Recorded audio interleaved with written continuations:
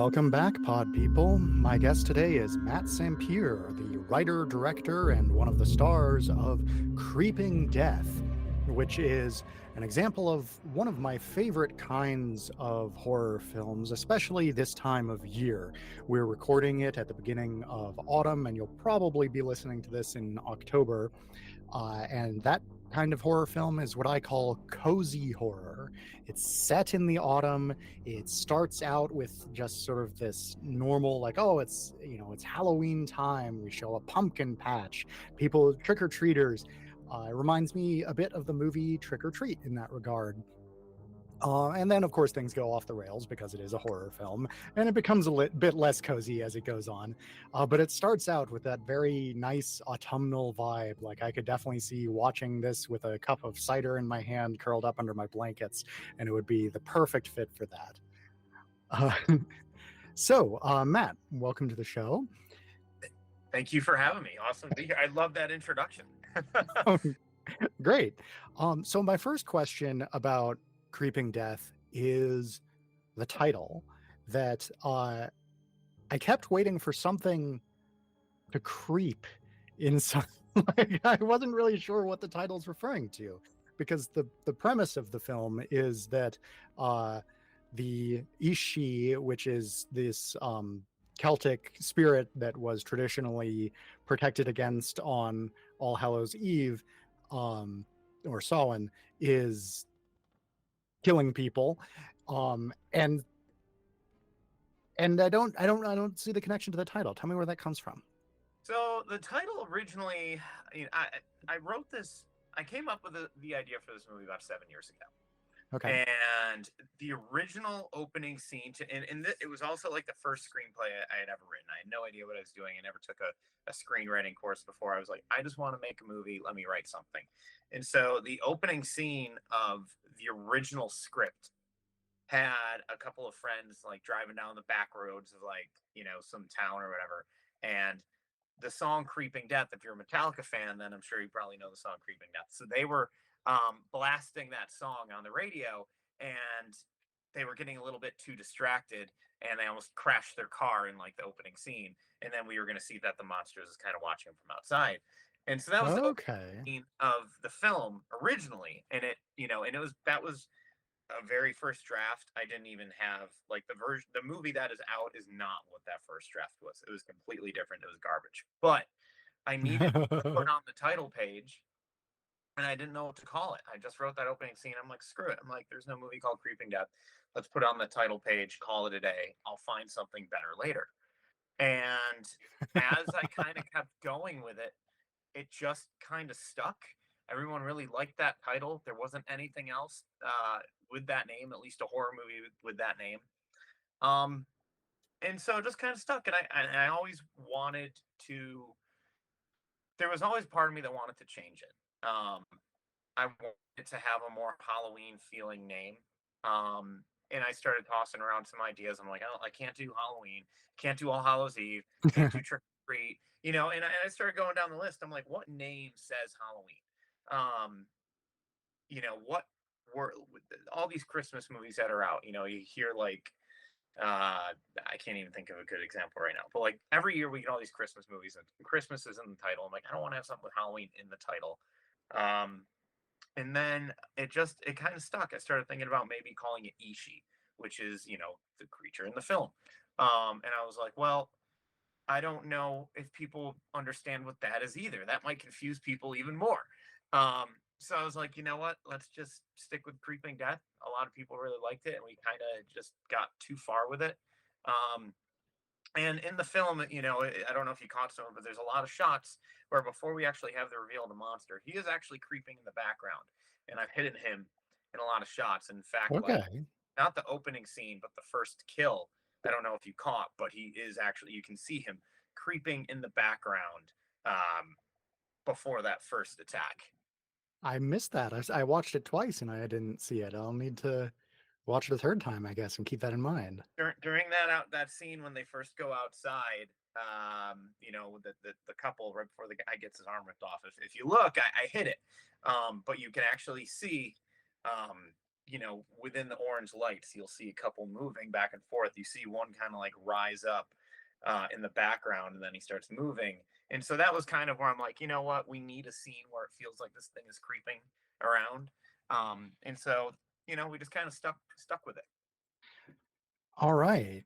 So this is the second movie that I've interviewed somebody about, which is based in traditional Celtic folklore. Okay. The other one being The Fetch, directed by J.C. Doler. Uh, and so why is she? Where did that inspiration come from? And as someone who only knows a little bit about Celtic folklore, how accurate is this to the actual mythology? As far as accuracy goes, I basically looked at. Well, let me. I'll answer the first question. So, uh, actually, sorry, what was the first question now? Uh, why this specific, mythical creature? The reason why is I always wanted to make a Halloween themed horror film. I kind of I don't want to say I've always wanted to pick up the torch that John Carpenter dropped, but with the original, Halloween and stuff, the original idea for that was creating a new Halloween film every year based on different ideas that can happen. And then they stuck with Michael Myers. They tried doing something different with Halloween 3, went back to Michael Myers. And I always loved that idea of seeing different stories that could take place on Halloween and what would those look like? Trick or Treat talks a little bit about the lore of the holiday. And so when I wanted to make this film, I'm like, what is something that we haven't seen before? What is something that can feel a little bit new and fresh in a way, and not just be a guy in a mask running around killing people on Halloween? And so that's when I started looking into a lot of the traditions of Halloween. Why do we leave out pumpkins? Why do we go trick or treating? Stuff like that. And so from there, I found out about the lore of the Ishi and how trick or treating originated from this lore that the Ishi would go door to door every Halloween in exchange for like food, clothing, and any type of offering. And if they were appeased, they would then bless the villagers' land so that they could have a bountiful harvest the following year. And then there was stories of some of them being like these beautiful, elegant creatures. Some were said to be elves and small little people that kind of like lived in mountains. And so there was all this different kind of information out there. Um, which kind of made it feel like we could do something. There was a lack of information, and there wasn't anything that was too clear from what I could find. Now that the movie's out, I see so much more, and I'm like, I wish I knew a lot of this now, because 7 years ago when I was coming up with this, there were only a couple things online. There were a couple books I could find. There wasn't too much. Um, but anyways, I looked at that folklore of these creatures coming into our world every Halloween, going door to door. And I thought, what would that look like as a horror movie? So then I took that and then I just kind of went crazy with it. And I said, let's make it a horror movie. Let's have some fun with it. What if over time, how would these spirits survive if they're not getting an offering, right? So I'm like, what if they started taking people from their homes? What if they did that every Halloween if people didn't provide anything? They just broke in and took them. I'm like, that could be really cool. And so that was kind of the foundation for me with this story. So the lore is we it's inspired by the lore 100%. But then we just kind of made it our own, because there wasn't another film out there that had this lore talked about in it, because I didn't see too much information about the time. It kind of felt like an open kind of um, what's the word I'm looking for? An open canvas to kind of create something original in our own. Okay, yeah. So my other question about the lore and what to what degree that comes from the actual mythology is the symbol that's painted on the doors, which is sort of a less than and greater than symbols next to each other, offset a bit. Is that a traditional symbol of some sort? So that was actually originally what I wanted to do. I don't know if you've seen the short film at all, but the original idea was that the symbol was going to be this the cult of Thorn that Michael Myers has on his wrist, Ah, Halloween 5 and 6. And so I thought, oh, that would be like perfect. It's just a rune. You can't do it. That isn't. Um, it's not specific to anything. Obviously, we see it in Halloween 5 and 6, but I'm like, oh, we could use that. That'd be really cool. I wanted to kind of have a village kind of feel where it's like, okay, these creatures are marking where they've been, and and leaving this mark as a warning to others. And like, what would that be? So it was originally going to be that symbol, and then the more I started digging into it, I realized that symbol, while it is a real rune, that Halloween was actually, or Halloween 5 and 6 actually made it resemble Halloween, I think just for those films. And I was like, oh, that's not actually what it stood for. And so I was like, oh my God, what else can we use that would kind of like make sense for it? And then I started looking up, I believe it's, I guess, Norwegian mythology and stuff, but the rune for harvest. So that's actually what it is. Okay. And so I figured, you know what? It's harvest season. Halloween marks the end of the harvest.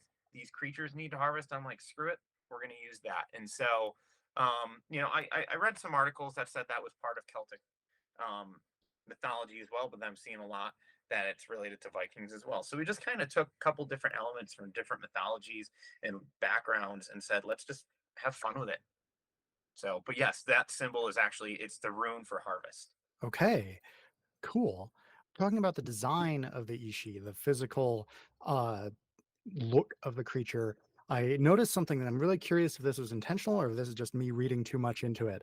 Where, um, so the face looks like a jack o' lantern, but not in the sort of cheesy way that you the listener might be picturing when I say that, where it's like a pumpkin on the head and with the carved face.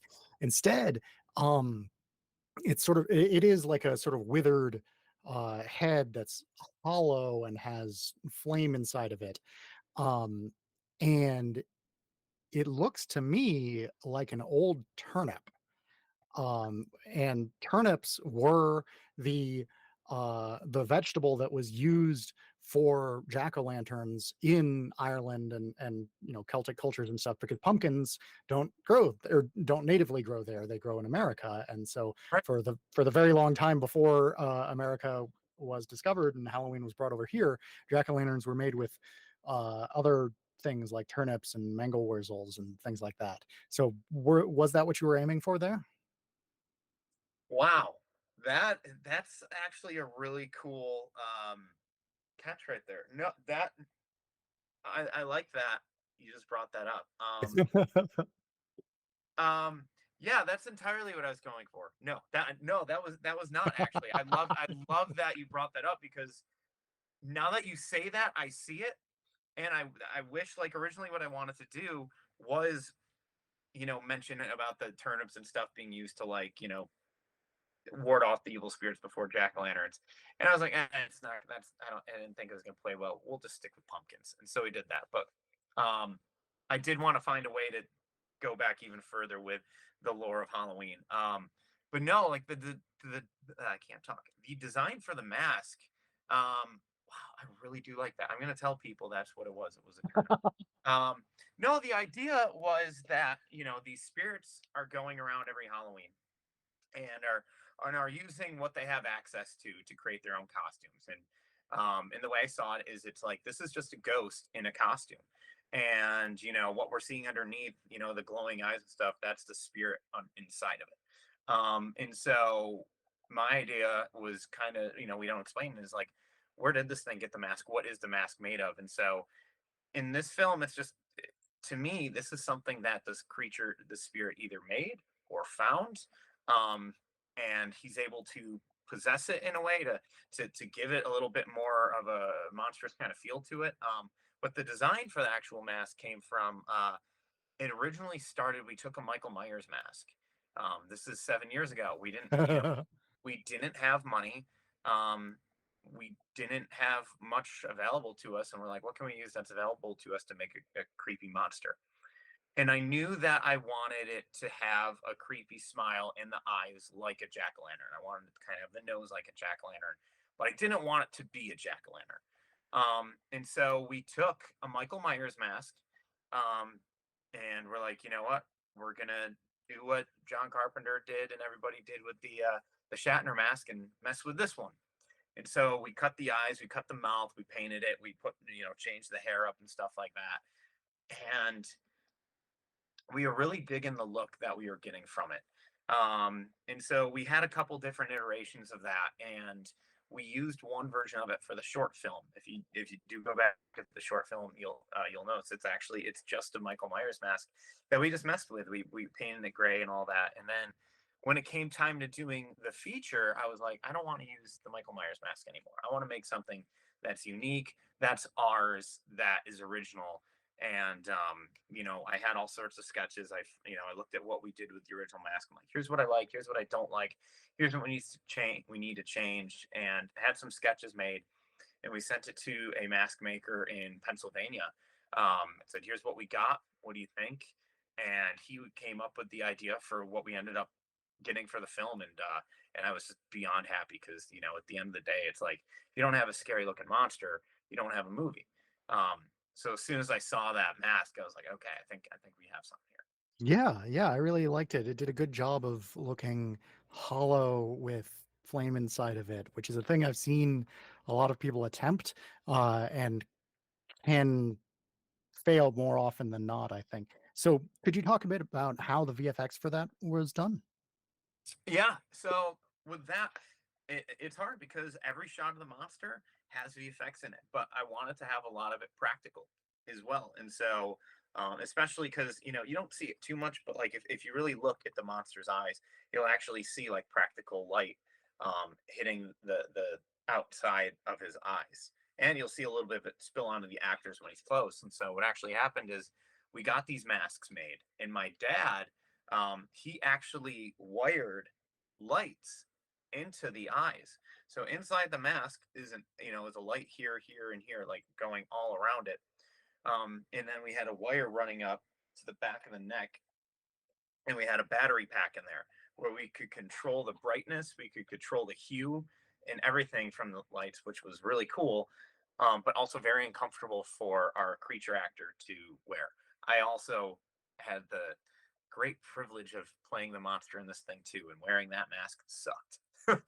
There's a couple shots actually in the movie, which if you go back and watch it, if you pay attention to it, you'll see like not a scar, but a giant scratch on the side of my neck that's there, and then it's not there in some scenes. That's because we had to do a shot where I was in the monster costume, and the mask ended up scratching up my neck really bad, and we didn't have makeup one day to hide it, so we didn't have the time to do it either. So you'll just see a scratch going down my neck.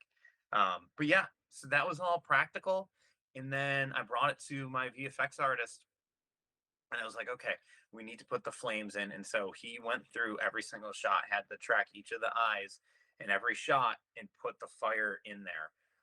Which it's tedious, but he did a freaking awesome job. And not only with that, he was able to create a little bit more of a stretch in the mouth as well. So there's shots where you see, the mask it was made of latex, Right. so it only can move so much. Um, and so our actor did a lot of really great stuff. Alan, who played him, he did a really good job at like making the mask emote a little bit. But again, when it can only move, an inch or so, like you can only get so many different looks out of it. And so our VFX artist was able to make the mask move even more, just give it a little bit more of a supernatural feel. One of the things that I was thinking about, with what I was saying earlier with the cozy feeling of the horror movie is that it starts out with, we follow this main character, but then we meet his friends. There's a bit of, back and forth teasing with the main character mostly being on the receiving end of that. Um, and one thing that I say a lot is the thing that separates a good horror movie from a great horror movie is how much you care about the characters, which in non-horror movies that usually means how much you like the characters. But in horror movies, it can also mean how much you like it. It can also work if you hate a character and are looking forward to seeing them get their comeuppance. Mhm. And there were characters that I really liked, and there were characters that I really hated in this movie. And so I'm curious, what techniques do you use to get people um, to like or dislike a character? For me, that the whole first act of the movie, I think you look at a lot of horror films, and I love like all the Friday the 13th movies, all the Halloween movies, stuff like that. But there's not really moments in the like there's only a couple characters in some of these films and slasher films in general where you can relate to or you really care about. And then there's other characters that are just there just to be killed off.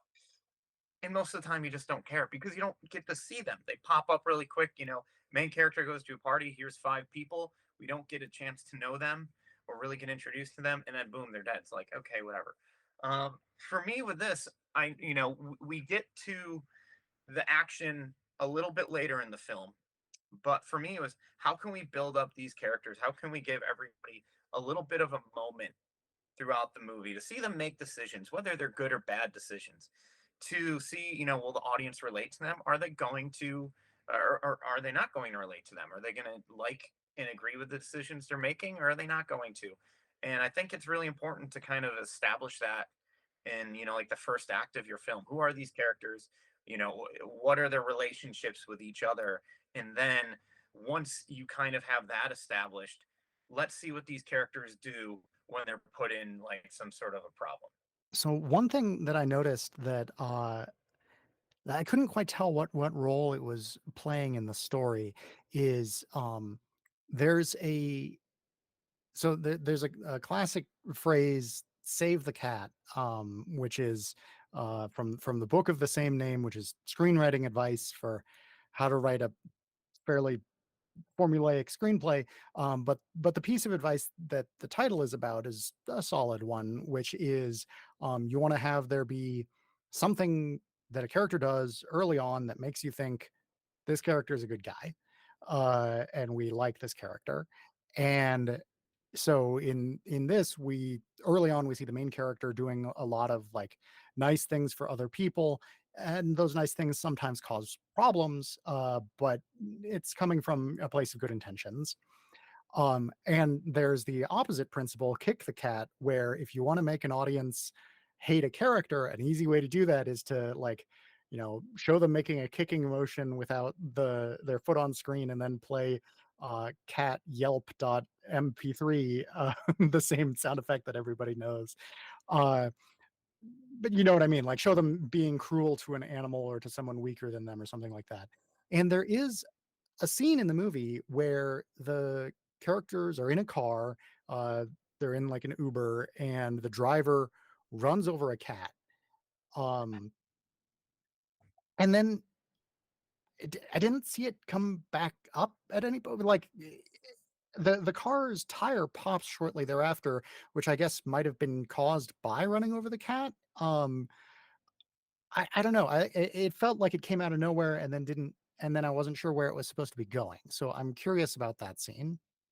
So the idea for that scene is, at that I wanted to play up like all the different kind of things we encounter on Halloween, right? You don't want to cross the path of a black cat, especially in Halloween stuff like. Oh, okay, okay. So that's kind of where the black cat came in because obviously, it's like the characters get away. It's like, okay, obviously there needs to be a scene where the car breaks down so that they have to stop to go somewhere else, right? Looking back, there's other things I could have done, but I'm like, okay, what's going to make them stop the car, right? What's going to make them have to get out to then go to the barn and then go to the cornfield, And so I was trying to figure out how do they get from point A to point B with this whole thing, and so I was like, okay, let's throw in a black cat. It's a Halloween movie. I love seeing black cats on Halloween. Let's put that in there. So I'm like, cool. They hit that, and then the tire pops. I'm like, you know what? That just feels like bad luck. You're not supposed to cross one on Halloween, and they did. And then we see what happened. And then I don't know if you caught it. One of my biggest things that I'm upset with the film is the scene when the monster enters the barn. I don't know if you caught it because it was shot darker than I was hoping. Is he's actually walking in holding the cat, and we see that he's actually still alive. The cat actually has Oh, never died, so it no, is very I didn't dark. see that. It's one of the things. If you go back and look, you will see in that there he walks in. We cut to a close up of the monster walking in, and he's holding the cat. And then we as he's coming even closer and we see like the body hanging and him in the foreground, he's holding the cat still, and then he sets it down and we hear the sound effect. So we just had a problem that day, and I wish we were able to light that moment a little bit better to really clarify. But the cat is actually there, and we're showing that this thing is still, the spirit of Halloween is with this cat, and they're both kind of like protected. There was going to be a little bit more of a moment where in the script the Uber driver is actually being dragged in by the Ishi, and the cat is just sitting on its chest, just kind of like, haha, you didn't get me. And then I realized, oh, it's a little bit difficult to direct a cat to do some of these things. Yeah. Yeah, yeah, um, I shot a scene recently where, uh, 2 people are using a spirit board and a cat jumps on it, and so we had the, person holding the cat, off screen with the cat getting squirmier and squirmier until they just tossed the cat on, Oh god, and we we got one shot that worked, so that's yeah. that's what we got with this when he's getting well, right when the cat gets ran over, right? We only have we had two shots of the cat, and we have the wide with the cat in the foreground and the car in the background. Then we have the other one where it's the POV kind of the car coming right up to him. And we had a real cat, and we had fishing line going through the little ring on its collar, so it would only go in a straight line. And the owner was like totally cool. She had trained this cat, like she taught it to do all sorts of tricks and stuff. It just we couldn't get it to walk in a straight line, and so we needed this one shot, and we were pushing our camera operator on like a dolly cart kind of thing, and so he's pushing it. We got the shot. I kind of wanted one more. That one worked, but we got the shot. But then the fishing line that it was on snapped, and the cat took off. And I'm like, oh my god! And we're shooting kind of in the middle of the woods. I'm like, oh my god, we got to get this cat. And so luckily the cat didn't go far. Cat came back, and the owner was like, hey, we can do another one if you want. I'm like, no, no, no, no, no. I'm not being responsible for using your cat. We've got it. We'll move on. So we got one take that was usable. I wish I had another one, but I'm like, it's fine. It's good. We're moving on. Thinking about, your reference to Metallica earlier, I have not listened to much Metallica. I have weird taste in music, like I have weird taste in movies. But, I noticed, this time I watched the movie twice, like I said, and the first time, I'll admit it, I didn't watch the credits all the way through, whereas the second time I did, and, a song plays, partway through the credits, that I didn't, uh that seemed really tonally different from the film, and so I'm wondering, like, was that originally intended to be like, was there gonna be a scene about that song or something like that? Did it play a larger role at some point in the process and then that got changed?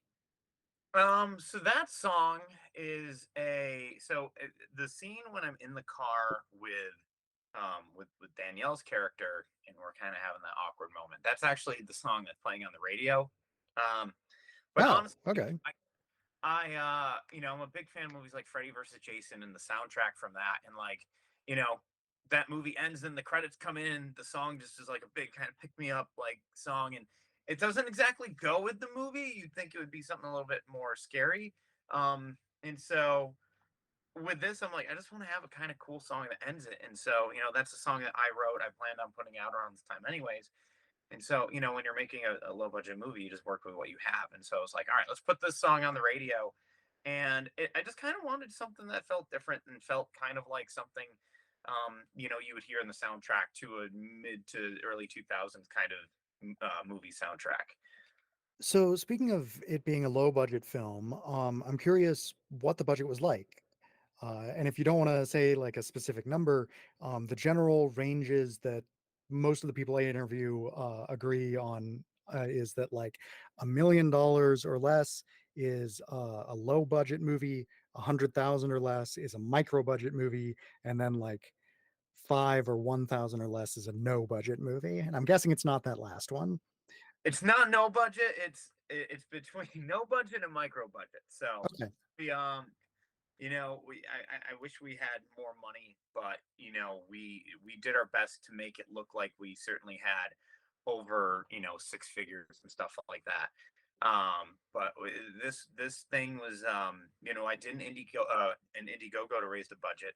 I called up all my family and friends, told them about this idea, and I was like, we really want to make this thing. We want to make it look as great as possible. We don't want to just make something and throw it up on YouTube or whatever and have it be this thing. Like, we want to make a movie that people are gonna want to watch. That's gonna get people's attention and stuff like that. And that really excited people, and we were lucky to be able to put enough, a little bit, to have a micro budget.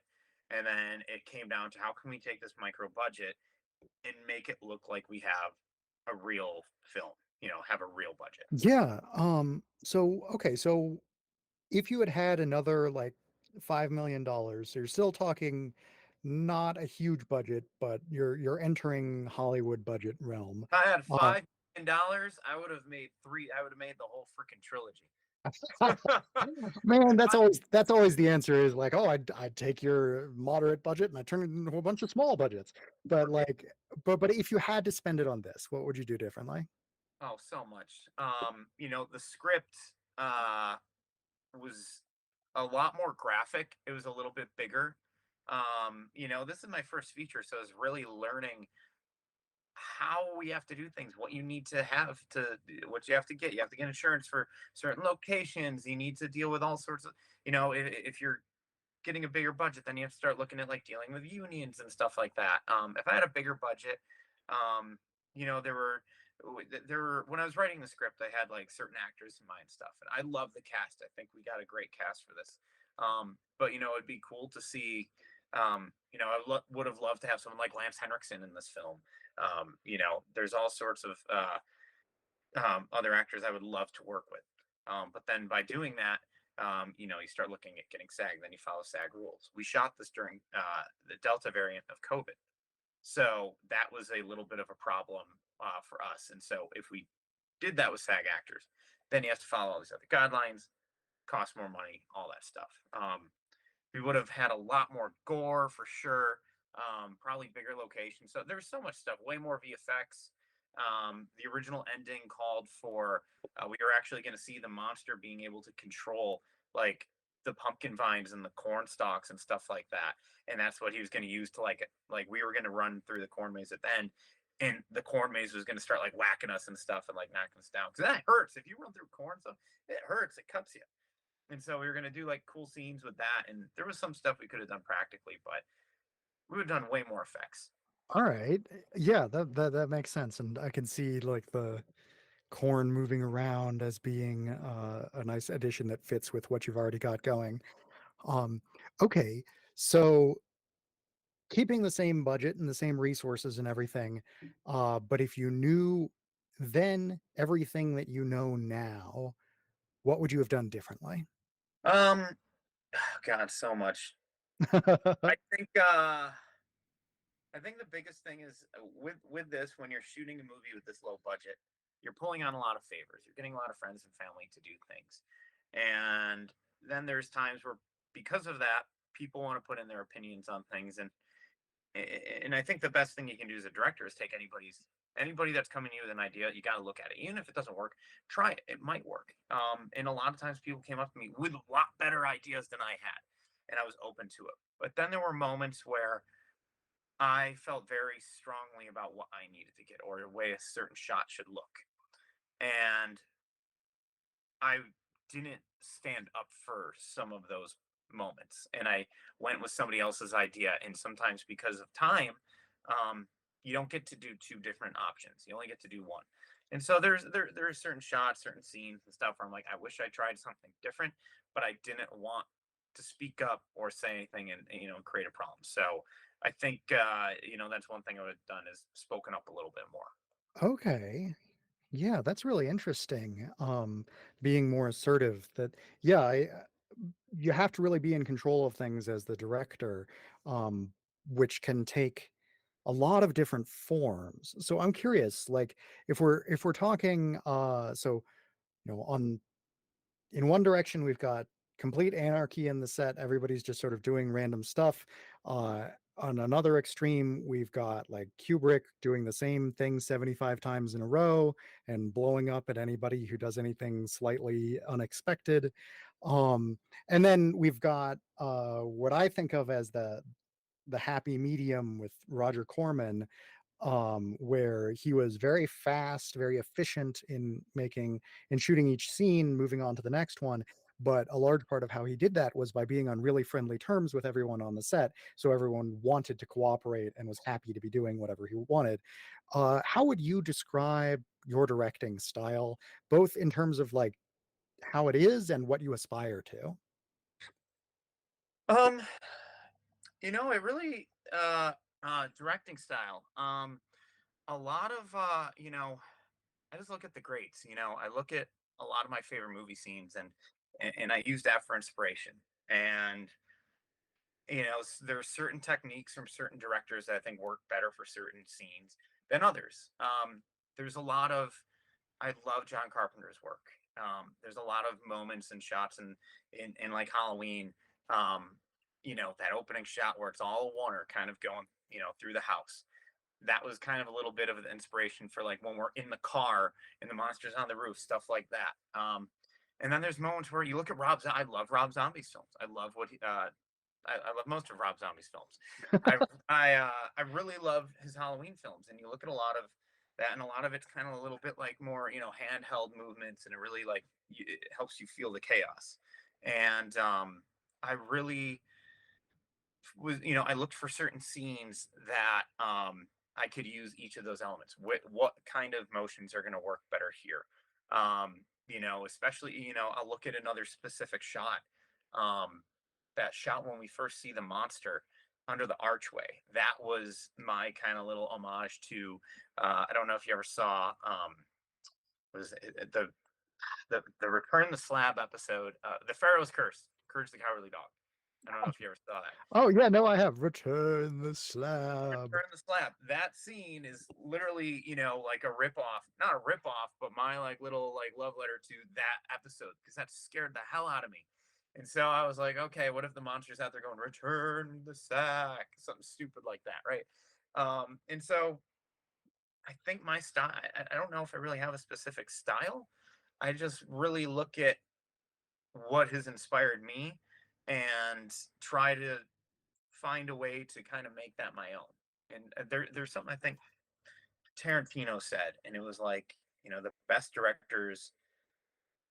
I think it's something like they don't borrow, they steal, something like that. And so there's lots of moments where I just look at like the other great ones. I'm like, okay, how do we make that ours?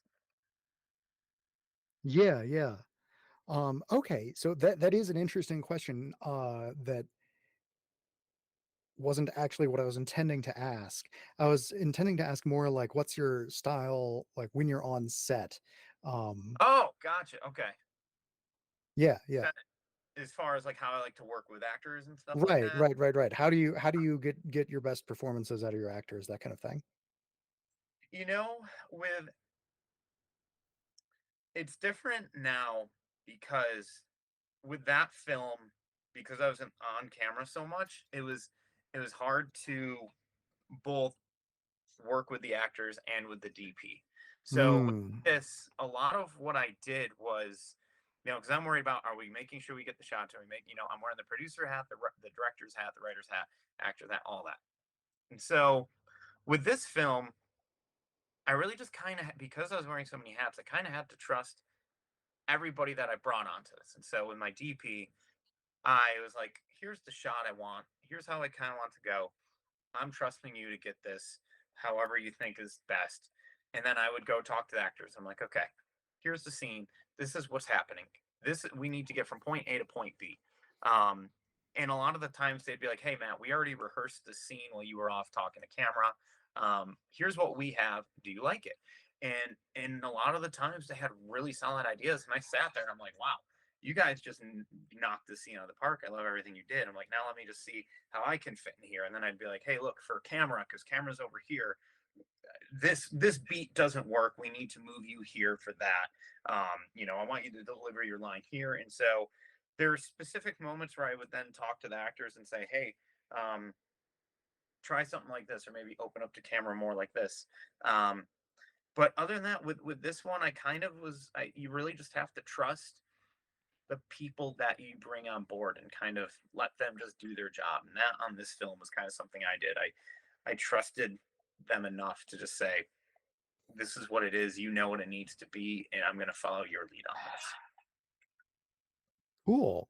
Yeah, yeah. I feel really similarly. I like to find collaborators where I can just be like, I know you can do this thing, so I'm gonna just let you do that thing. That's a very healthy and laid back way of looking at things and relating to people, I think. Yeah, no, absolutely. So you got to trust the people that you're working with. That's 100% the Yeah. best piece of advice I can give. So I have not seen the short film because before this interview, I didn't know there was a short film that this was based on. So I'm definitely like after this, I've got it open in two tabs here. I'm gonna uh, watch the Creeping Death short film, and I'm gonna listen to the Creeping Death Metallica song. Oh, Um, perfect. so I wish I could ask detailed questions about the differences between the short film and the feature. But since I haven't, I can't. But so in general, what changed between, making the short film and making the feature film? So making the short, there's not as much pressure with the short film. My friends and I just shot that in a weekend. We didn't have any money. We had a I think we put maybe 2,000 bucks into it, and most of that was just to buy gear. We bought audio equipment because we didn't have any, and it was just like, hey, we've got this idea. My friends and I just loved filmmaking, and we're like, hey, let's just make something. Here's this idea. Let's make. We've got a feature script already. We had the script for the feature done first, and then we're like, okay, we can't go make this, but we still want to make something. Let's make the short. Maybe we can use that for an Indiegogo. We can make a cool trailer from it. It'll at least be content to show that we can do this and get something in the bag. Um, and I thought that was a great exercise because you learn just doing stuff like that, like how do we do these effects? Work. How do we schedule a shooting schedule when you're in all these different locations with all these different characters and stuff like that? How do we put together a bigger production as opposed to it being one, two people just in a room? Um, and so with that short, it definitely came with its challenges, but that was just a fun little thing where there was no risk because Mm. we're just doing it for fun. Um, if we don't get it the way we want to, then hey, whatever, no worries. Like maybe we can go back, whatever. When it came down to the feature, it's like there was such a huge team put on this that and we only had people for so long. Like we had 14 days with our main actors, and I'm like, okay, like once they're gone, and they're coming from all over the country. So it's like we if we don't get this right now, there's not really any opportunity to go back. And because we're now using money that we were raising, like we need to deliver.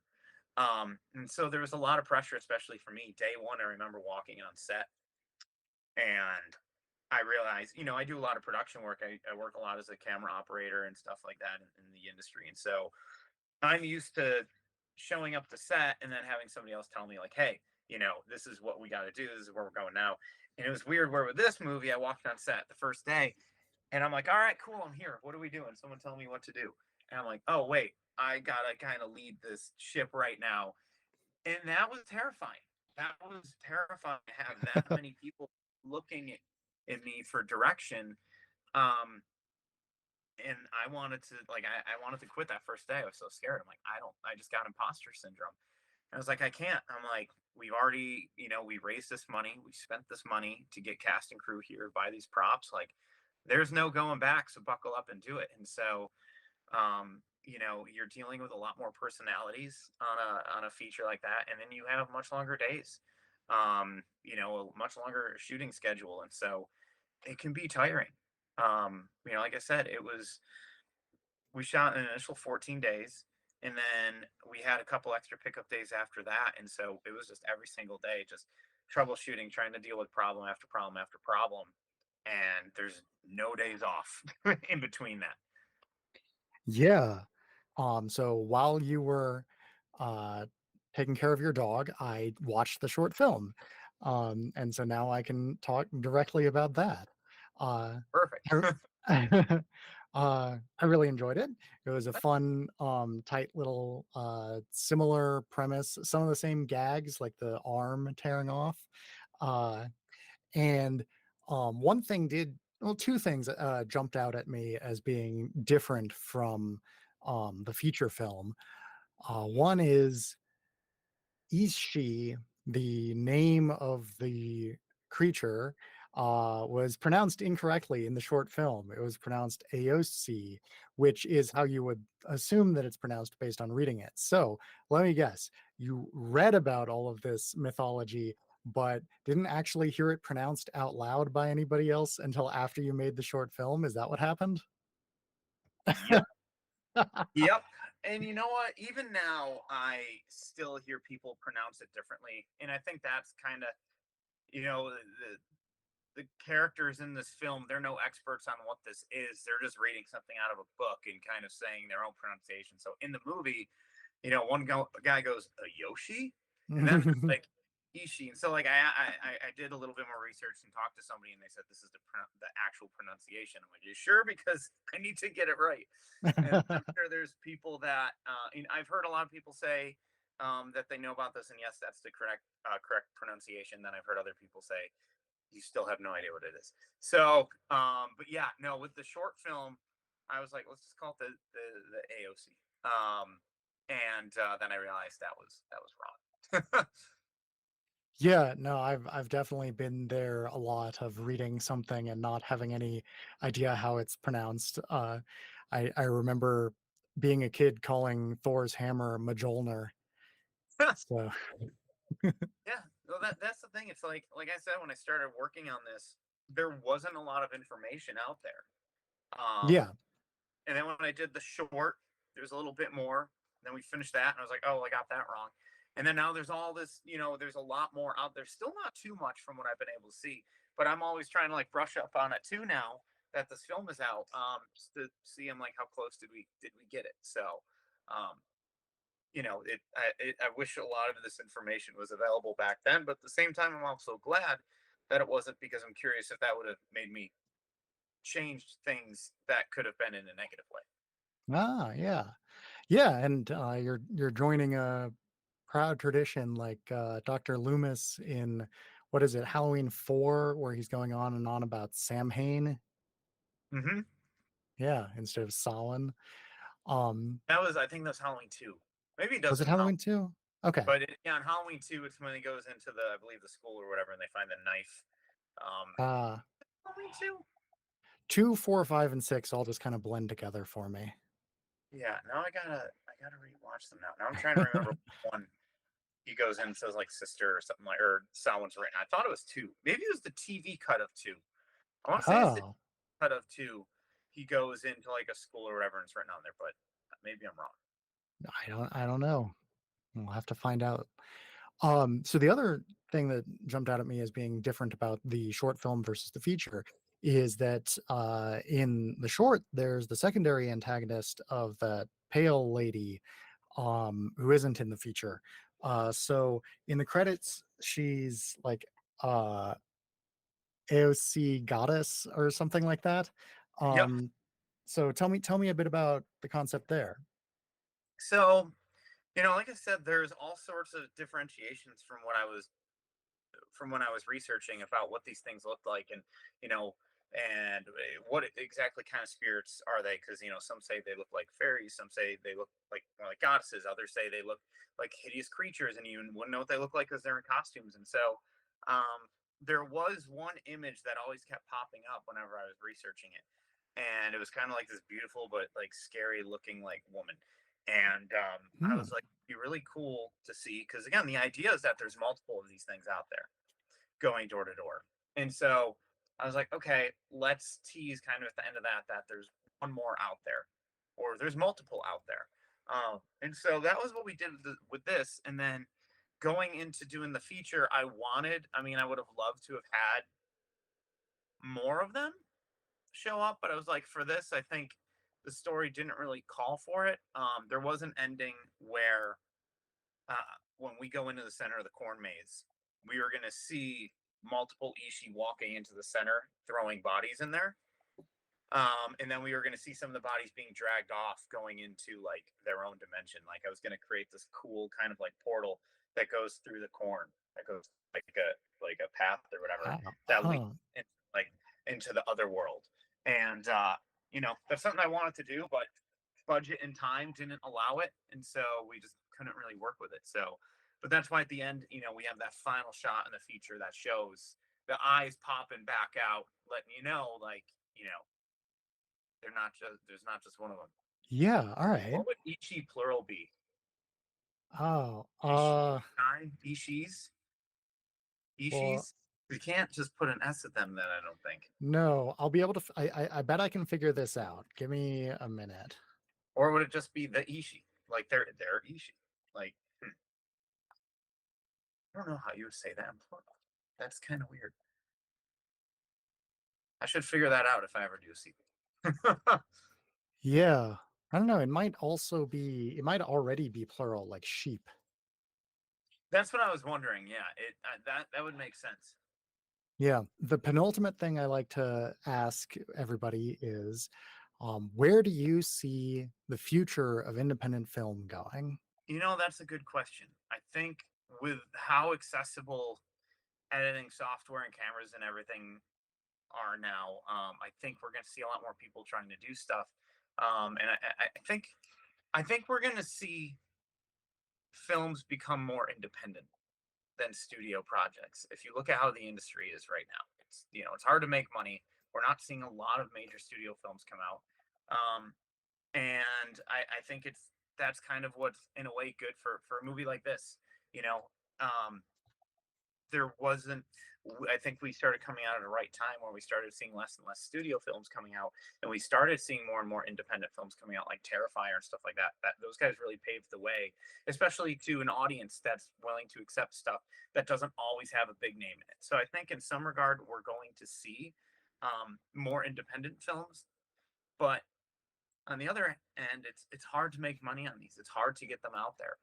So I like I said, it's just so difficult to do it. So I'm afraid that some people will get discouraged by that and won't take those chances to do it. I know, for me, I mean, this is one of the hardest things I ever did in my life.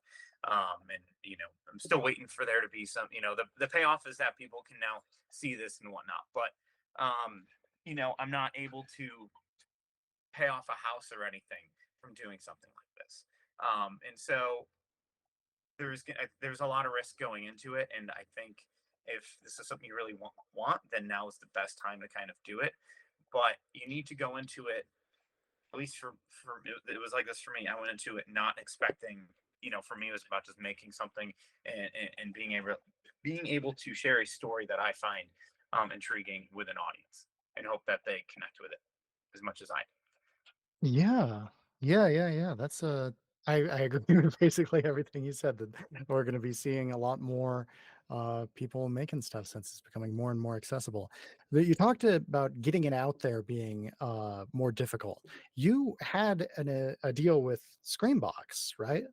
So tell me a bit about how that came about. So that came out kind of early on. Not too early on. About a year ago, we started talking with them. One of our producers, Jason Goldberg, he has been, producing content for the last few years. He did a movie called Glorious, another one called Stay Out of the Attic.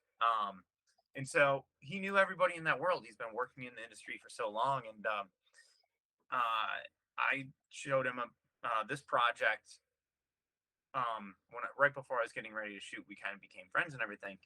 And he's like, when this thing is done or ready to be shown, I'll stick my neck out there for you and I'll start submitting it. And so he brought it to Screenbox to see if there would be any interest, and they loved it and we're like, yeah, we want it.